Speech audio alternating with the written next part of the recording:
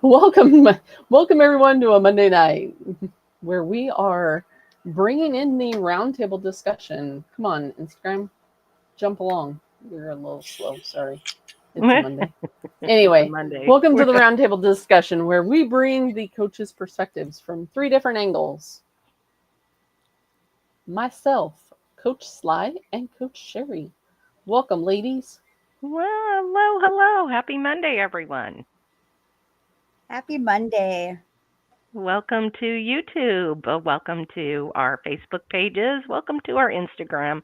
Welcome to Twitch and Rumble. And eventually these will be uploaded to iHeartRadio, Apple Podcast, and Spotify. So we welcome you. Thank you for tuning in. And we thought this would be fun to start having roundtables with all of the coaches from the BNC community. And so welcome back, Sly. Hey. We're calling this a round table, and today at my daytime job, we had a 360 machine that we bought for things, and it has the camera on it, and it spins you around, and you can look at the 360 perspective. I don't know. It was fun. Wait till I send you guys the videos later. You'll laugh. Because I put one on hyperdrive while I was going the fastest on the 360 machine.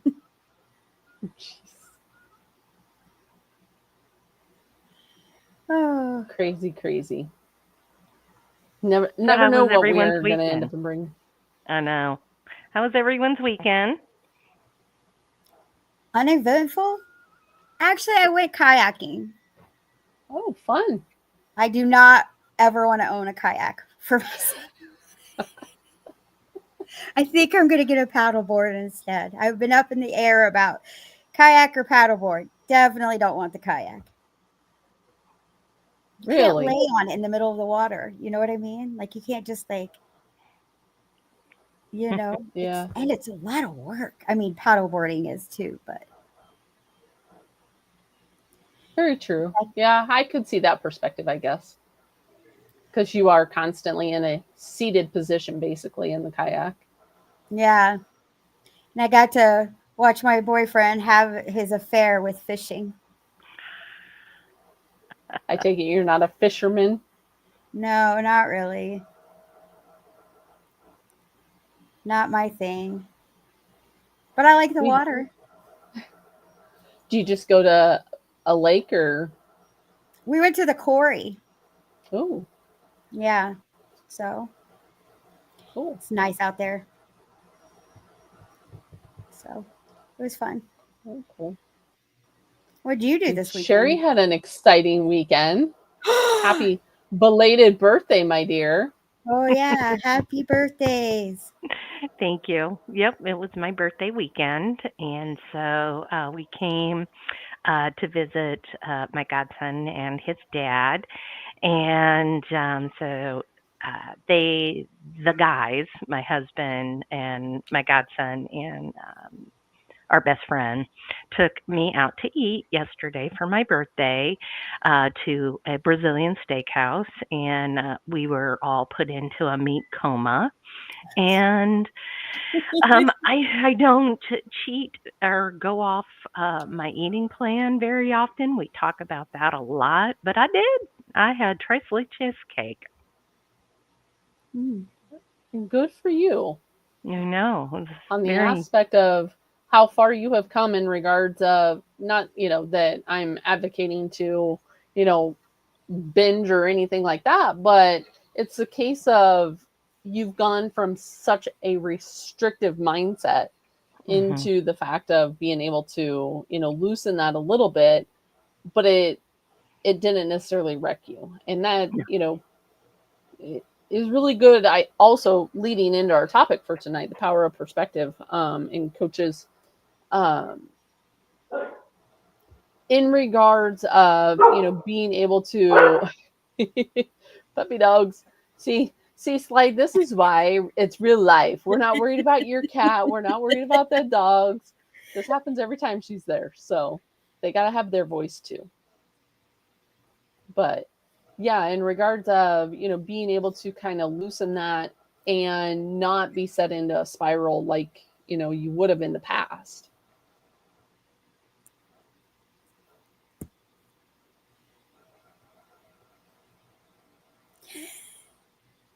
And she's still waiting on the dogs.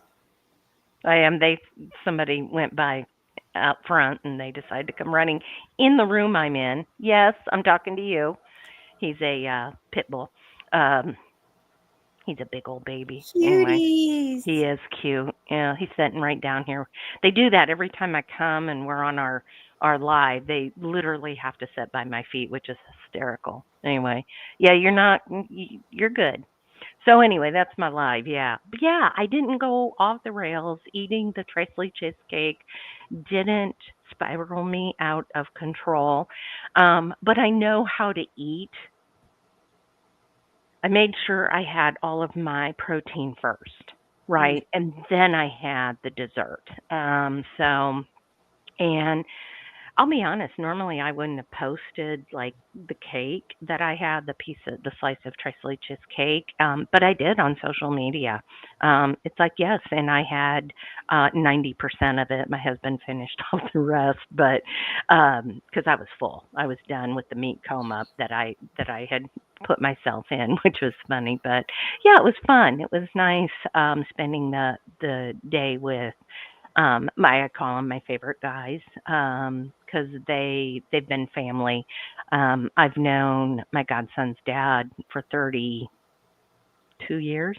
Yeah. Mm.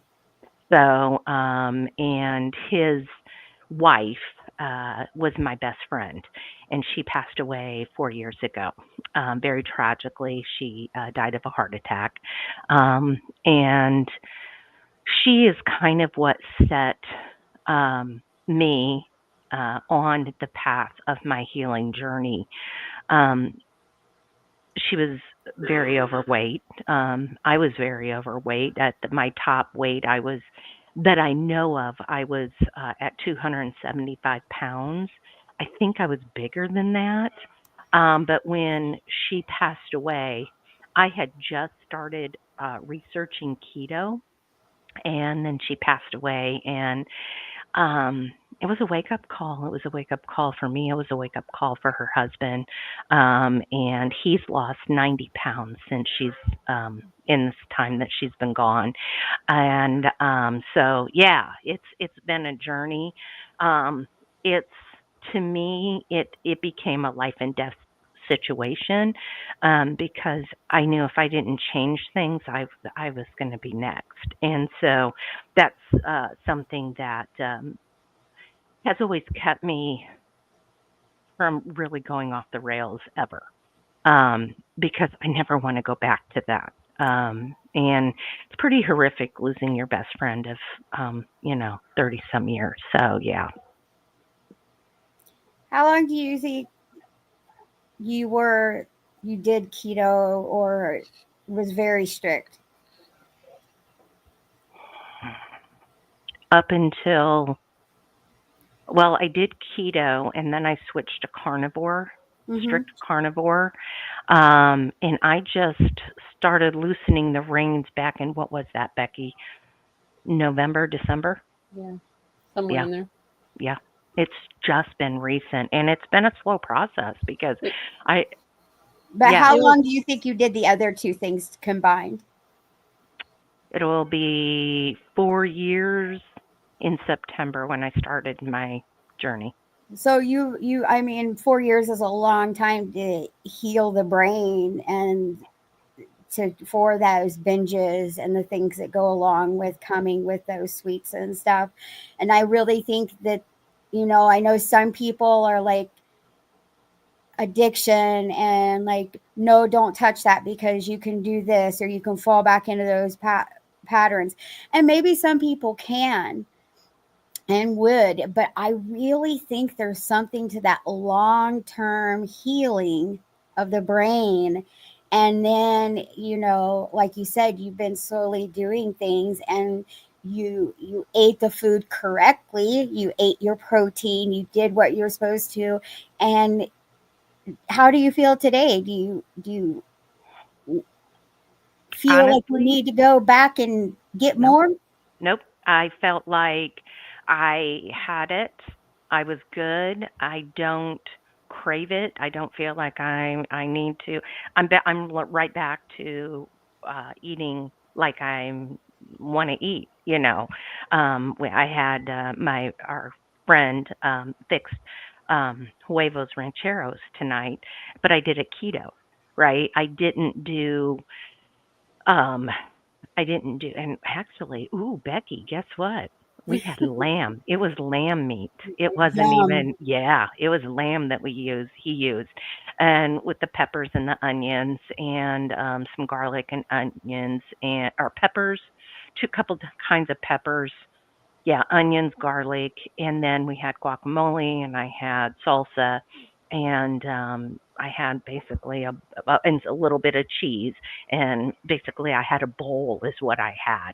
So I feel like I just got right back to it. I don't feel like because I had that cheat, um, I don't feel like, well, it's funny because my husband had one of these chocolate lava cakes and I took a bite of it and it was like it Sweet. doesn't even taste good. Yeah, it was like too sweet. And the tres leches cake, if anybody knows what that is, it's a three milk cake, Mm. and it's a spongy cake. It's not. This one wasn't super sweet, and so that's probably why like 90% of it. Had it been super sweet, like my husband's chocolate lava cake thing, I probably couldn't have had but a couple bites.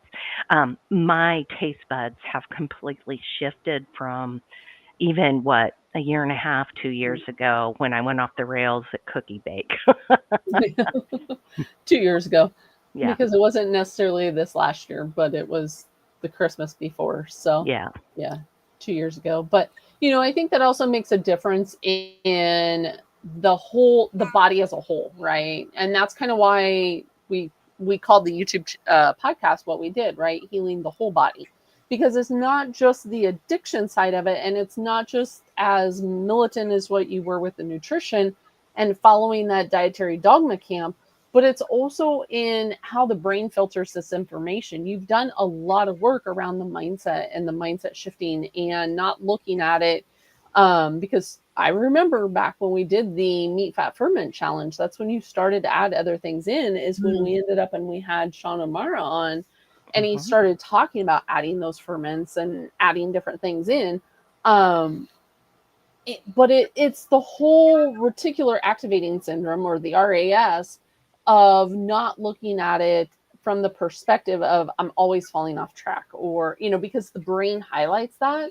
And so it was your birthday, you had that day, you left that day in that day, Hmm. right? It didn't linger on. And I Yeah. think that's where that whole mindset shift and that perspective shift ends up and comes into play, because that changes and shapes how you end up and you go through into the future, right?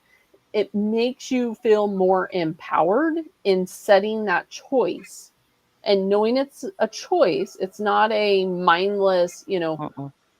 cheat, if you will. I hate that word cheat, but it's Right. how you framed it and how you went into it, knowing that mindset definitely ended up and made the difference in the matter, because you weren't it wasn't a sneaky thing, right? You were honest with it. It was your Hmm. birthday. It was a day you were going to end up and celebrate. It was a day that you were going to end up and leave at the Brazilian steakhouse. And it wasn't like you brought it home. You didn't get a half a sheet cake and have cake sitting on your counter, right? You Right. left it there and you made that choice to go there. I mean, Hmm. you've talked about that cake, the Trace Leches or whatever it is. We Hmm. don't have that here. I'm too far north. Um, but you had talked about that before. And so it was setting up that mindset of the possibility when Hmm. you went, that was the choices you were going to end up make. Hmm. And when we set ourselves that way, it truly does end up and make a difference of how we look at anything, not just that meal, not just that, but even our day, our week, our, whole journey, even, because when people constantly are thinking, I'm falling off track, or they're highlighting the failures, they ignore the progress that they're making. And it sets up this shame spiral too. Mm-hmm. So, it, instead of getting their way out of it or identifying it of what it is, it ends up and it sets it down into this spiral. And that's why, like I said, perspectives matter. Well, and the other thing was I've had to go buy some clothes. I had to go buy some dress clothes, actual professional work dress clothes. And Saturday, I'm in the dressing room and I am taking pictures of tops and sending it to Becky. Like I was blowing her phone up. And one of the first, she answered me and she said, "What size?" Because I have a tendency to still want to hide in the 2 and 3X clothes, then I am not a 2, 3X person anymore. And then I put this one on and she goes, "That looks big. What size was it?" And I looked and I was like, that's a 3X. It was huge. It So, It's yeah, big. and but it was like, but I distinctly, I took it off the rack, right, and I looked and I thought that looks so small, and I put that size back and I grabbed the 3X on purpose and I looked and I thought, oh, that'll fit, and then I took it with me with the other clothes in. I didn't end up getting it. I did go back and get the smaller size and try it on. It was too tight. Um, because I even the clothes I did buy, right? They're not clingy, right? I'm not comfortable in anything that's going to cling to my stomach, anything like that. So, but yeah, I didn't buy that one. But yeah, so that was that was the day before my birthday. That was Saturday. Then I'm in the Mhm. flipping dressing room trying to try on clothes, and it was funny. It was J.C. Penney's, and I had told my husband, I said, I can never find anything at Penny's that fits. And he was like, well, let's go look. And I was like, okay, because I didn't know where to shop anymore. I don't, I don't know. Because again, I still think I'm that 3X person. And so, I was very surprised, at I'm not that 3X person anymore, but my brain still thinks I am. And it's funny, even the pictures that I was sending Becky were not flattering. They were because I'm like, like click, like yay. like Yeah, and definitely weren't post pictures, but no, no, they're none of those are post-worthy pictures, but I needed that second set of eyes that she knows me well. We're best friends, and she could look at it objective, and she loves me enough to go, what, why are you in that big top? Like, stop it, that kind of thing. But it threw me earlier in the week. I had ordered from Amazon, a top, and the review said it runs small. So I ordered a 1X, a 2X, and a 3X, and the 3X fit. I would go through Amazon. Amazon, you never know what we're going to get with that. But I do understand, like, not the closing things. I still have a hard time with myself, you know. I can remember one day I was in Zumba, right? And I was looking in the mirror while I was zooming, and it was so distracting for me. I thought I gained 20 pounds, right? In my head, that's what it looked like for me. And that was very real for me, right? and And yet I walk out of there and I'm standing there talking to my friend, and she wants to tell me how skinny I look, and that I think that plays a whole role. Just like you got to get used to the body that you're in, you got to get used to the weight, throwing away old stuff. don't ever rely for Amazon, Shein, or Temu for sizes. I'm going to let you know that now. But like, just body dysmorphia is a thing. Size, looking at the sizes is a thing. And I don't know if it ever gets completely better. Um, but I know throwing away some of the things and or giving away some of my most prized sweatshirts, say some of my most fun things that I'd gotten, giving those away to people. Um, all my convention shirts and stuff, though, I'm going to end up making a quilt out of. I'm not going to give them away, but like, it's hard. I get it. It's hard. And you should have put that in our little 3 chats so I could have seen some too. Oh, I I still need have them on my entertainment phone. too. No, Becky will. Yeah, great. I need But some entertainment too sometimes. Right. but But Becky, you battle this too. well, and that's where I was going to say that's what makes, in my opinion, a real and honest, valuable coach, right? Right. We can sit here, the three of us, and have this conversation because we personally end up and see the problem.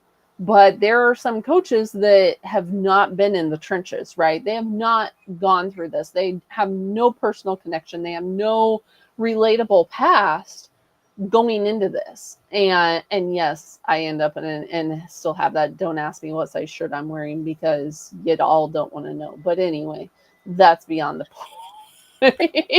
Beyond the point tonight. But as coaches, we do end up and see this pattern, and because we've lived it, we are able to identify it and we can help clients with that. But one of the biggest things is, and I catch myself doing it in my coaching as well, is we tend to offer the solution because it's obvious to us where it's not really to them. But yet that we end up when we talk about pivoting, right? And all the client sees is I haven't done something right, or what am I doing wrong, right? Their side of the brain goes to that, where we've been there, right? Who of us haven't, right? What am I not doing right? What didn't I do that I should have done? Or, we second guess. And same thing goes with the body dysmorphia. It's that trigger in the brain that is trying to keep us in that pattern and derail us. But if we can just end up and shift that, and it's hard. Yes, I still end up and catch myself, from time to time too, but it's struggle.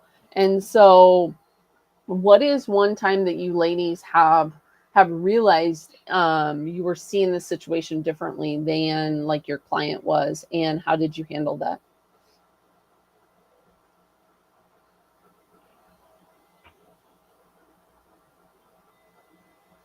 So many times. Mhm. A lot of things that I like to do is when they come to me with all the things they did wrong, and let's switch that up. Like, maybe like they said, they ate the cake, right? Well, you ate the cake. Maybe they only ate half the cake that time. Take all the negative things that they're saying and put a positive, more outlook on it. Not everything's positive, right? But there's always something positive in every situation. What did you learn? Um, well, you did this wrong, maybe, but you did these 4 other things so much better. So just, that's the way that I approach it, is just taking that twist and making sure that they're not just looking at the negatives and everything that they did wrong that week. I mean, yeah, like, when doing things, you do have to look at where things could get better if you have certain goals, if you need certain things done. But just at first, taking that mindset and looking at the positive. And then even when we're looking at the things that need to be adjusted, still doing it in a positive manner, not a negative, not such negativity that's stuck onto it. And I think, like you said, that mindset is everything. So if you can keep the mindset of gratitude and positive, then you're going to have a better outcome with people and not such of like Eeyore syndrome of doom and gloom. Yep. So that's what I like to do with them. I know it's not one particular thing, but as a whole, that's what I like to do. Absolutely. And that is right. When I end up and I start a one-on-one client session, it's either repeating it back to them, right? We start with the wins, right? How'd your week go? What went right? Start them off on that right side of the mindset. And then when that negativity starts to come in, yes, there's the side of empathy and that, but there's also the mirror, right? Rephrase that back to them. What I'm hearing you say is, and then ask them, does that feel true? Is that true? And is that how it went? Because sometimes just that repeating back to them switches them out of that too, because that's not really how it happened, right? Or that's not really what went wrong. And so it kind of puts that reality of, it's not all, like you said, Eeyore syndrome or doom and gloom. There was a lot of progress and a lot of things did end up and go right, but let's end up and shift and look at, right? We just need to do that little language shift and audit, if you will, of shifting in those phrases that they tend to end up and repeat, because it's that core belief that we always it's easier for us to pick the negativity than it is to pick the positive. And so, yeah, starting with what went right, focusing on those wins, and working through helps clients. Yeah, I do the same thing, but I have them pick 3 things out of whatever that doom and gloom was. And it's like, okay, let's take 3 of those. And what can you do this week that's better for those 3 things? 3 things. That's it. We're not talking about everything, because we all know that sets you up for failure. But we can do 3 things, and then they come up with the solutions. Like, I help them, but they're really coming up like, well, so maybe for 2 of your meals, you're going to do this, or, maybe you're not making it up for this to see the sunrise. And you set your alarm for 7 a.m. Can you set it for 6:45? Or can we go back even 5 minutes? What can we do that doesn't seem so overwhelming, that does set you up for failure? Yeah, Mm-hmm. so James Clear says 1% changes is all we need to be making. And if you make 1% changes, even if you just make 1% changes every month, 12 months, you've made 12% changes. And that's a lot more than zero, right? And I always like to point that out in all areas, whether it's coaching or treatment, groups, or even sponsoring, because those are 3 different aspects. And what we do, it's like we're called coaches, right? That's what they call us. But I think ours is more of a peer support way that we do things, of like, yeah, we have the answers, but we also know, with people coming up with their own answers and guiding them to find those own answers, they're probably going to be more prone to follow through with those because they came up with them themselves, and that's been shown to work. Well, and sometimes when it's the whole, again, going back to the topic of tonight, right, is the perspective. Because when a client feels stuck, it's not that sometimes they have to do more, or they need to be more restrictive, or they need, it's just they need that clarity in what they're doing. And sometimes the results that are stalled is because they're so hyper focused on the wrong metric, right? Mm. I can't tell you how many times I've shifted clients off of, they're looking at a body scale number, right? Or they're judging themselves on this all or nothing mentality. And they're also judging themselves on repeated, right? It's, well, I did that in the past and it didn't work, or every time I've done this in the past, it all turns out this way. But they haven't shifted that plan, or, and that's kind of, in my opinion, the job as a coach or peer support or whatever you want to end up and call it. It's not just to give them a plan or give them the next 3 goals for the week, but it's to help them reframe that experience, because it's a journey. We're looking at a journey and we're looking at a lifestyle, right? We're not looking at what are you going to end up and do the next 30 days, 60, 90 days.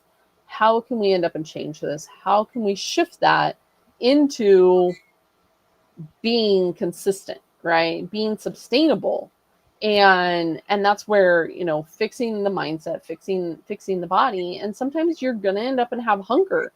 And I know you in the mental health meeting have talked about it a lot. Hunger is communication, right? It's not necessarily failure when clients will say, I'm hungry, maybe they're fasting or whatever, but they'll say, I'm hungry, fasting must not be working, or I'm hungry, middle of the day.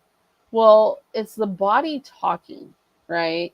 And that's where you have talked about, like, the halt, right? What truly is that hunger, right?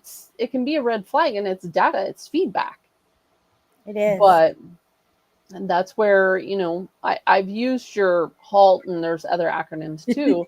But why don't, for those listening that are like, what the heck is she talking about with halt? Why don't you explain halt real quick? So, just like in when you're getting off of drugs and alcohol, or anything that you're trying to do, any addiction or anything you're trying to push through in life or change in life, sometimes we have triggers. So halt is like, are you hungry? Are you angry? Are you lonely? Are you tired?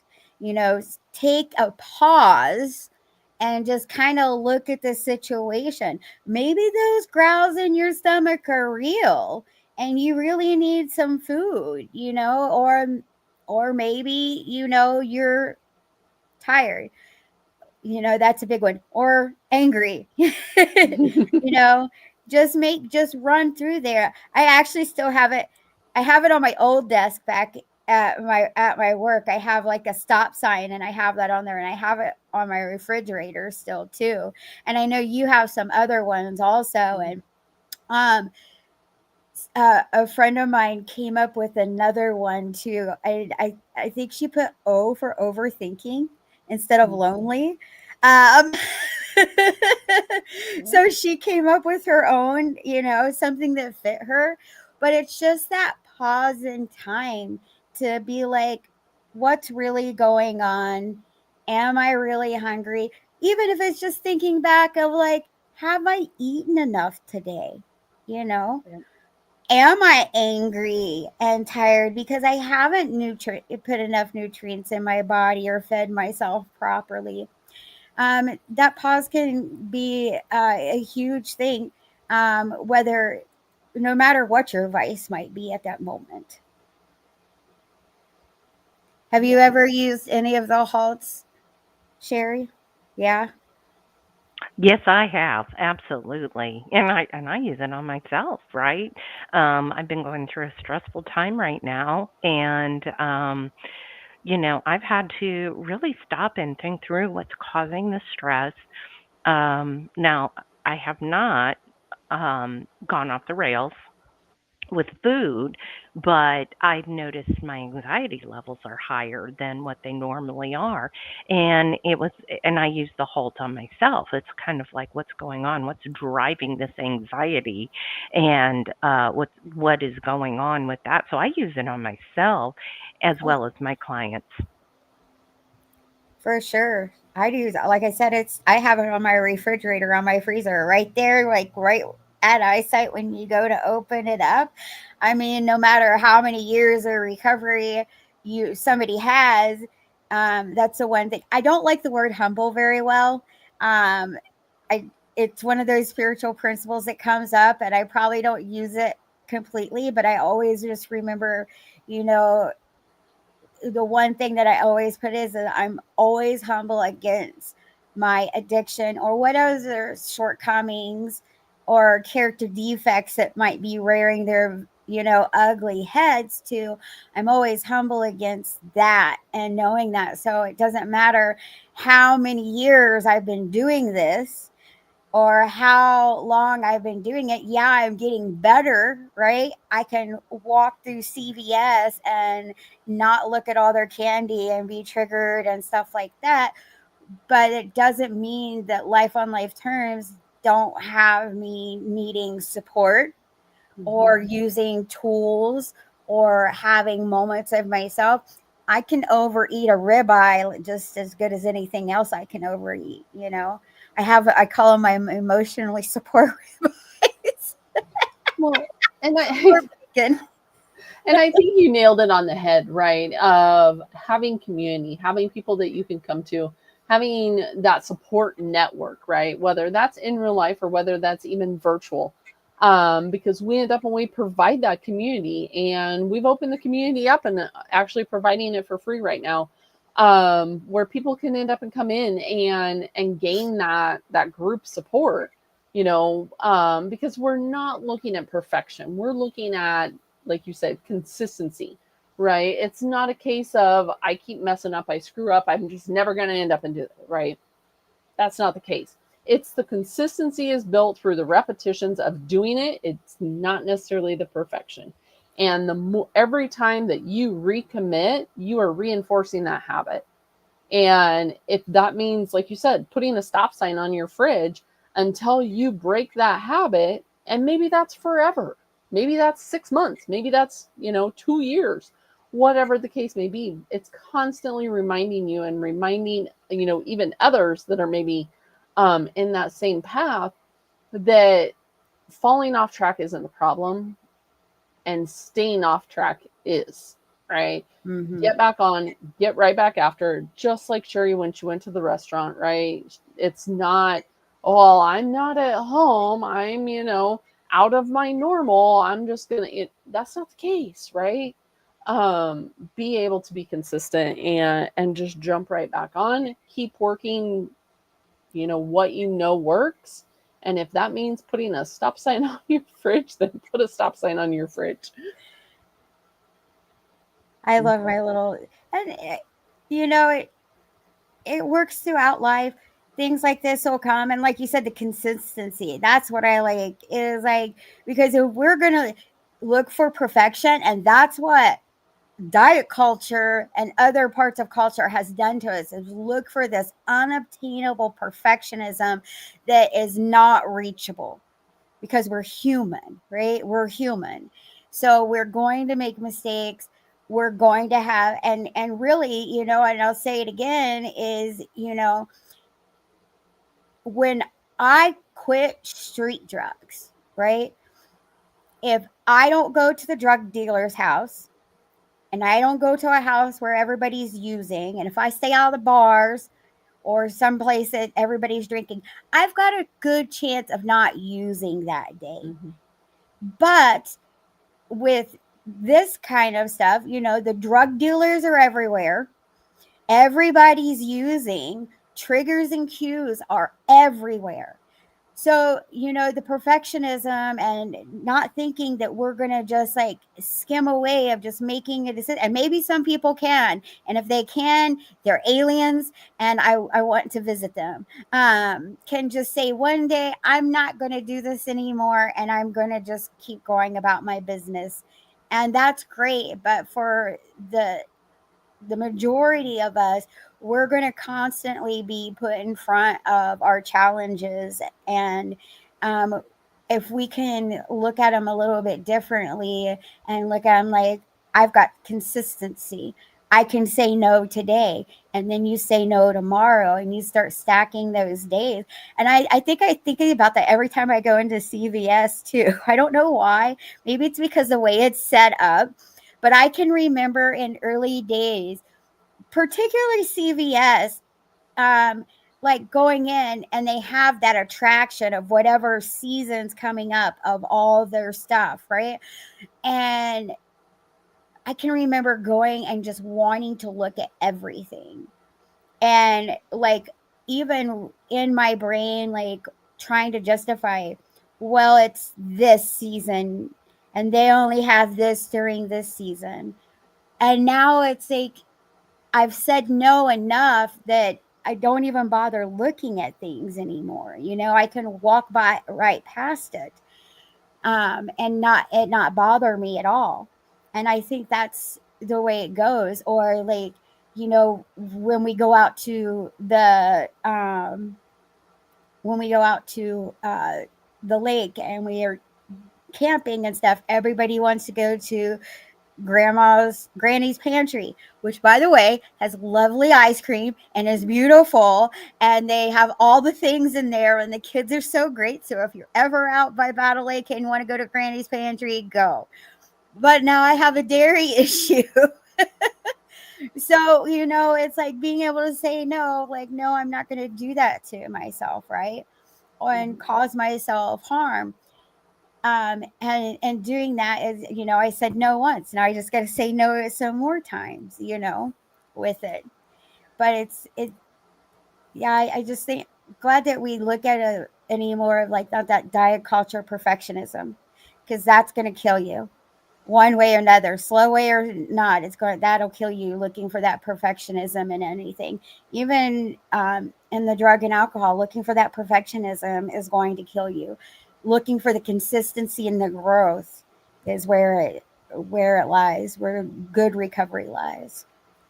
Well, and I think that's also the downfall with so many prominent voices out there too, right? Is clients don't come to me, looking for, or come to us looking for coaching as blank, blank slate. Let's start here, right?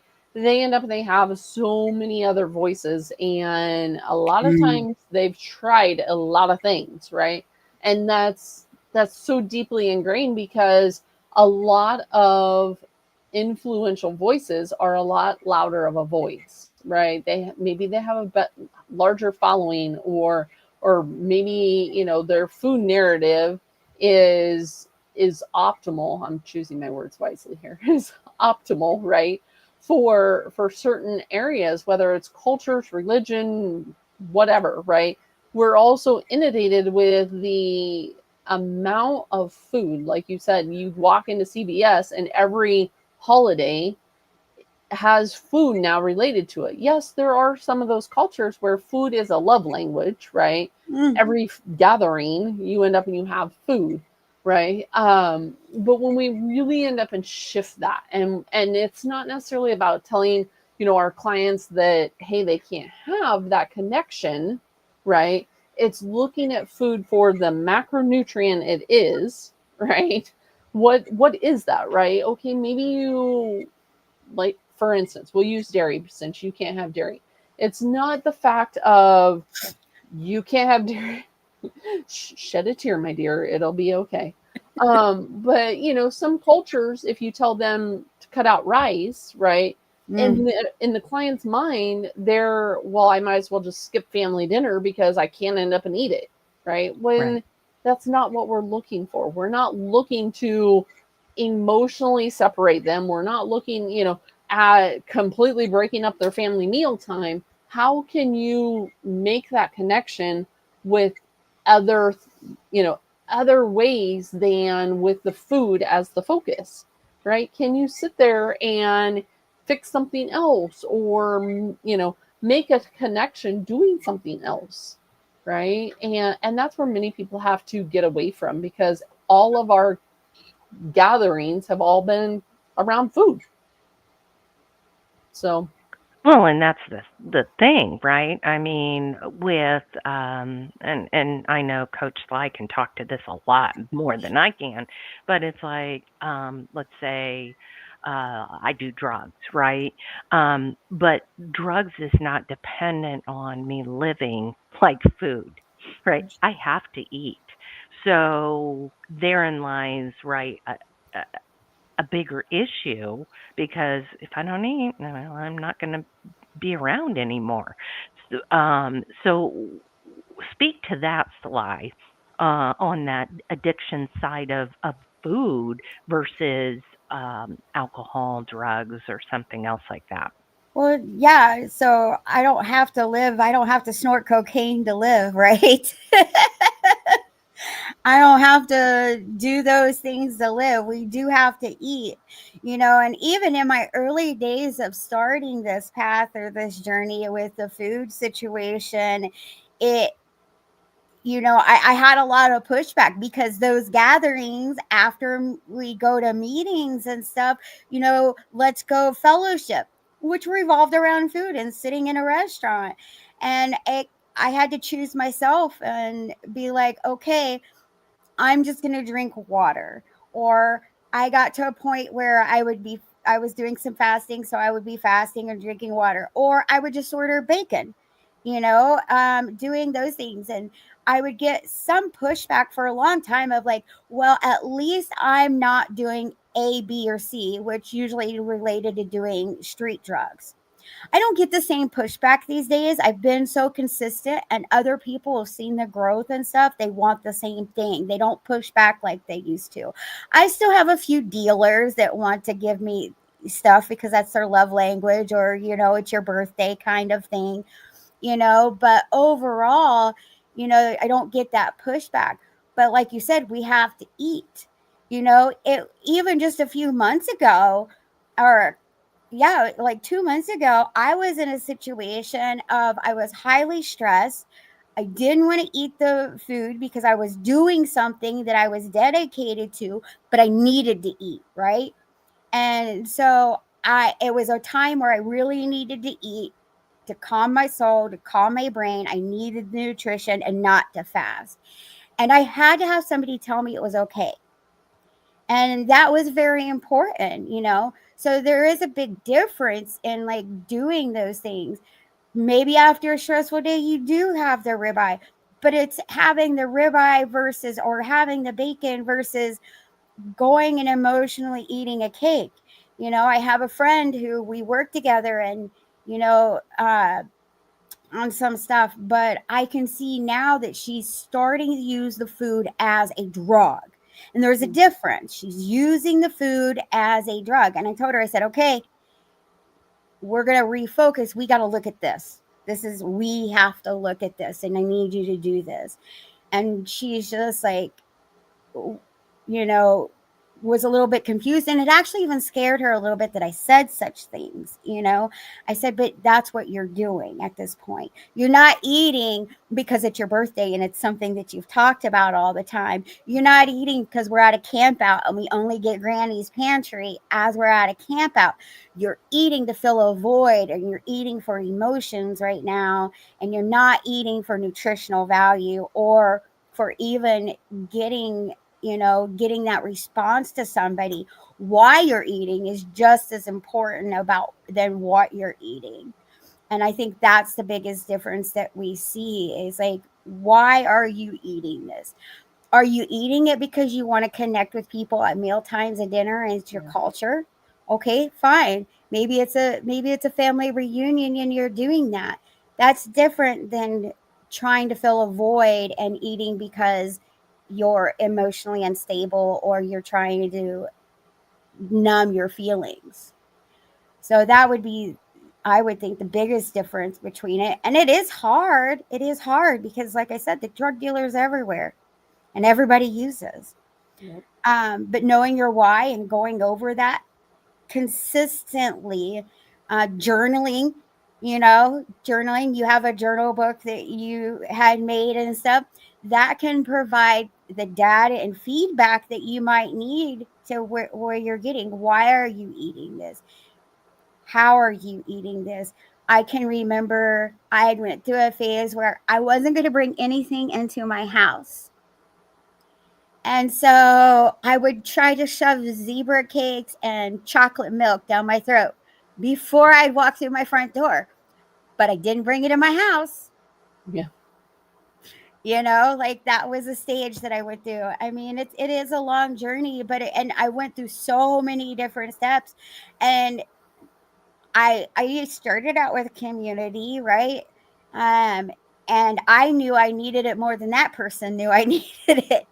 And then I outgrew that, and I needed more, and I continued to look, and I did find that. And I have a community here. I have an in-person community here, right? And they are they're definitely part of my foundation here.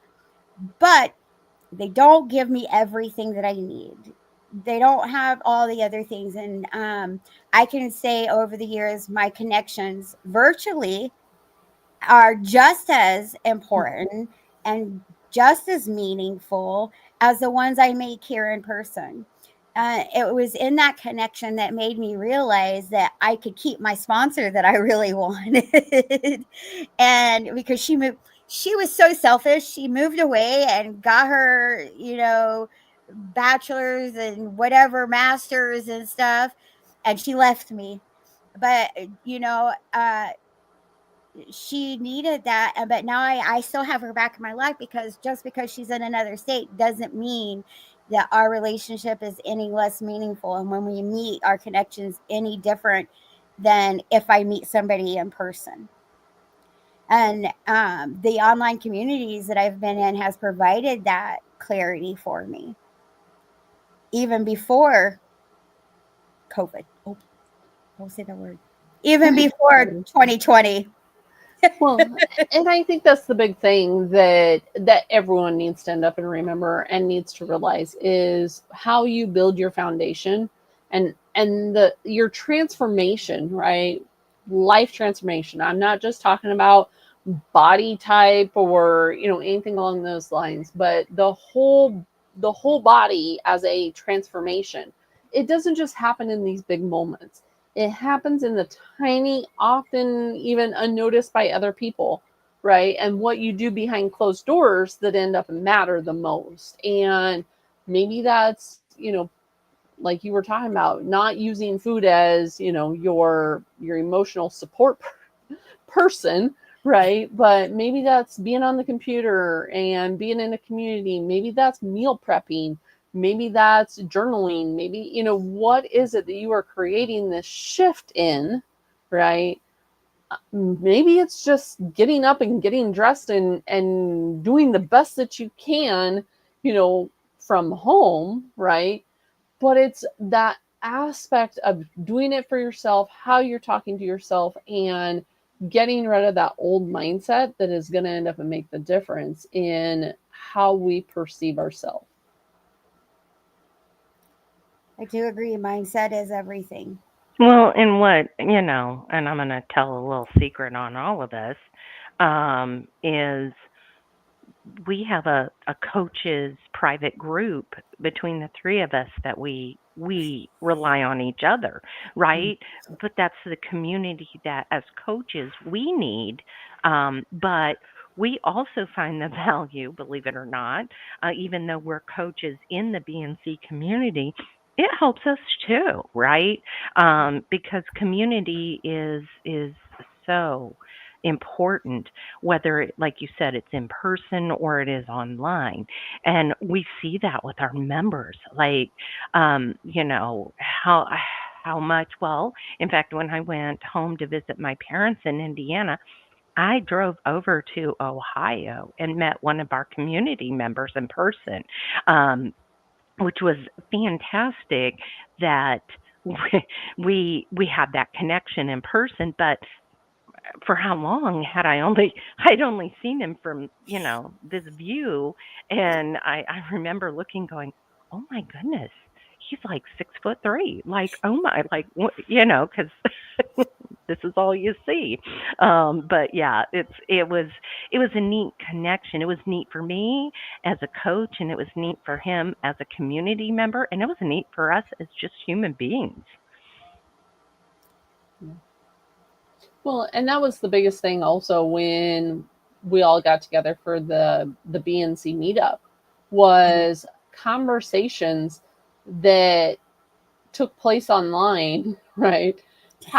I mean, it like transferred over. It wasn't a, oh my God, this is awkward, or I don't feel like I know these people. It was literally a, take it out of the computer and put it in real life. And we just picked up, and that you can't put a value on. No.